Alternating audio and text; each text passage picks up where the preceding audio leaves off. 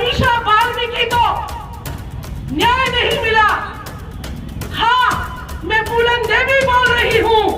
बलात्कारियों और दुष्टों का नरसंहार करके स्त्रीत्व का सम्मान रखने वाली मैं फूलन देवी बोल। अंधविश्वास का अंत करने वाली मैं इस भारत की नारी बोल रही हूँ। आप लोग अपने घर से टीवी को हटा दीजिएगा, ये पेन लेके जाएंगे। मैं अपने भाइयों से कहूंगी कि शराब का बहिष्कार कर दो।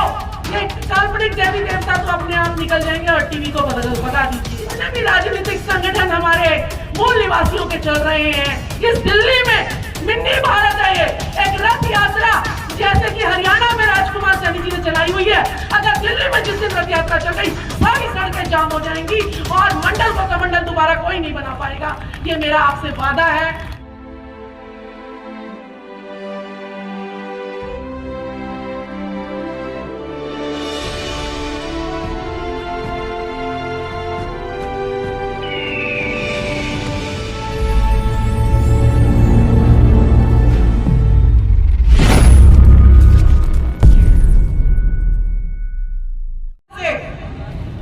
शिक्षिका के रूप में सस्पेंड हुई और खुद नौकरी छोड़कर सोनीपत लोकसभा से लोकतंत्र सुरक्षा पार्टी के तहत चुनाव लड़ी सांसद का, और दिल्ली में भी मनीष सिसोदिया की छाती पर ताल ठोकी कि शिक्षा मंत्री एक महिला को, एक शिक्षिका को तूने जिस तरीके से उसके सम्मान को चोट पहुंचाई है, एक ना एक दिन तू भी जेल में जाएगा। और वो शिक्षकों का सम्मान वापस आया और आज शिक्षा मंत्री मनीष सिसोदिया जेल में पड़ा है। मैं गुरनाम चढ़ोनी जी को कहना चाहूंगी कि जब किसान आंदोलन हुआ था तो मैं राजमाला सैनी आपके आंदोलन में मैंने हिस्सा लिया और मुझे रात ज्यादा हो गई तो मेरे हस्बैंड ने गुस्से में आकर 2 महीने तक मेरे घर से बाहर निकलना बंद कर दिया था।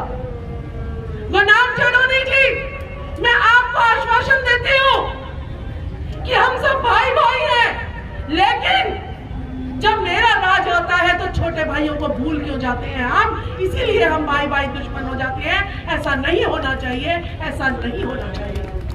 8 मार्च को अंतर्राष्ट्रीय महिला दिवस था। कल 10 मार्च को सावित्रीबाई फुले की पुण्यतिथि थी। मैं आज महिलाओं के बहुत संख्या आई है, एक कविता आपके बीच में रखूंगी क्योंकि समय ज्यादा नहीं है। हाँ, मैं सावित्रीबाई फुले बोल रही हूँ, महिलाओं और शोषितों की शिक्षा के द्वार खोलने वाली मैं सावित्रीबाई फुले बोल रही हूँ। हाँ, मैं सावित्रीबाई फुले बोल रही हूँ। हाँ, मैं फातिमा शेख बोल रही हूँ। मैं फातिमा शेख बोल रही हूँ जो शोषितों का द्वार खोलने वाली सावित्रीबाई फुले के साथ खड़ी हुई। मैं वो फातिमा शेख बोल रही हूँ। हाँ, मैं झलकारी बाई बोल रही हूँ जिसने दुश्मन के दांत खट्टे किए। मैं वो झलकारी बाई बोल रही हूँ। हाँ, मैं रमाबाई बोल रही हूँ। मैं रमाबाई बोल रही हूँ। संविधान निर्माता को बनाने के लिए बच्चों की शहीदी और कुर्बानी दी। मैं वो रमाबाई बोल रही हूँ। मनीषा वाल्मीकि को न्याय नहीं मिला। हाँ, मैं फूलन देवी बोल रही हूँ। बलात्कारियों और दुष्टों का नरसंहार करके स्त्रीत्व का सम्मान रखने वाली मैं फूलन देवी बोल रही हूँ। मैं भारत की सक्षम नारी बोल रही हूँ। हाँ, मैं भारत की सक्षम नारी बोल रही हूँ। पाखंड और अंधविश्वास का अंत करने वाली मैं इस भारत की नारी बोल रही हूँ। बहुत बहुत धन्यवाद। मैं अपील करूंगी कि ये महिलाएं जितनी भी सुन रही है मेरी आवाज, मैंने कभी अपने घर में टीवी नहीं चलने दिया। आप लोग अपने घर से टीवी को हटा दीजिएगा, ये पेन लेके जाएंगे। मैं अपने भाइयों से कहूंगी कि शराब का बहिष्कार कर दो। ये काल्पनिक देवी देवता तो अपने आप निकल जाएंगे और टीवी को बता दीजिएगा। मैं एक रथ यात्रा की डिमांड करूंगी। मैं अपने पैगाम झल्ली जी से, वाघ जी से और पैगाम वीदा पीपल वालों से, सामाजिक संगठनों से, जितने भी राजनीतिक संगठन हमारे मूल निवासियों के चल रहे हैं। इस दिल्ली में मिनी भारत है, ये एक रथ यात्रा जैसे कि हरियाणा में राजकुमार सैनी जी ने चलाई हुई है। अगर दिल्ली में जिस दिन रथ यात्रा चल गई, सारी सड़कें जाम हो जाएंगी और मंडल को कमंडल दोबारा कोई नहीं बना पाएगा। ये मेरा आपसे वादा है। बहुत बहुत धन्यवाद, आपने मुझे समय दिया।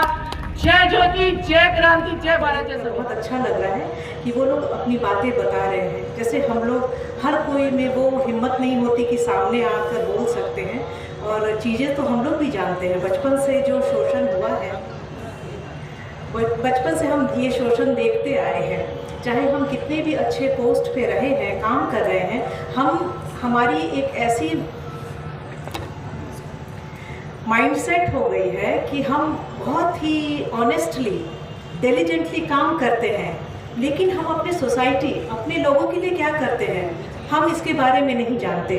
हम बस अपने परिवार, अपने नज़दीकी लोगों के भलाई का काम कर पाते हैं, उतना ही हम लोग अपने आप को बहुत बड़ा अचीवमेंट मान लेते हैं। लेकिन ये उतनी ही पर नहीं सीमित है। आज समय है, ऑलरेडी हम लोग बहुत लेट हो चुके हैं। इतने साल आज़ादी के बाद हमारी नींद खुलती है, हम ऐसे मंच पे आते हैं, तो अब तो कम से कम जागना चाहिए हमको।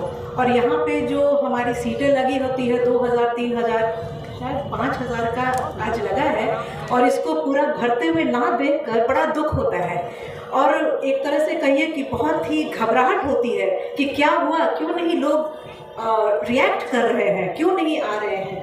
यहाँ पे उनके लिए ही तो है, हमारे लिए ही तो ये सभा का आयोजन किया गया। और जैसे अभी एक भाई ने कहा कि इसको बुक करने में बड़ा मेहनत होता है। ये रामलीला मैदान की बुकिंग ही एक अचीवमेंट है। इसको बुक करना इस ऐसे मीटिंग के लिए, ये खुद एक उपलब्धि है। तो इसका पूरा हम लोग को सहयोग देना चाहिए और इसका फ़ायदा उठाना चाहिए। और मैं यही कहूँगी कि और एक बहुत बड़ी बात है जो मैं देखी हूँ, मैं अपने स्कूल के समय से देखती आ रही हूँ और अभी भी देख रही हूँ कि हमारे ही बैकवर्ड ओबीसी के जो लोग होते हैं वो अपनी जाति को छुपाते हैं। हम सब कहीं पे खुलकर नहीं बताते कि हम किस कास्ट के हैं, किस कास्ट को बिलोंग करते हैं। और सर्विस में भी आने पे हम जहाँ पे उठते बैठते हैं, हम लोग छुपाते हैं कि हम ओबीसी हैं। क्यों छुपाते हैं? क्योंकि हमें शर्मिंदगी महसूस होती है। क्यों महसूस होती है? कि हम अपने आप को पिछड़ा समझते हैं। हम डॉक्टर हैं, इंजीनियर हैं, जज हैं, लेकिन हम उनके लेवल के अपने आप को नहीं समझते, बिकॉज हम लोग सोशली बैकवर्ड हैं।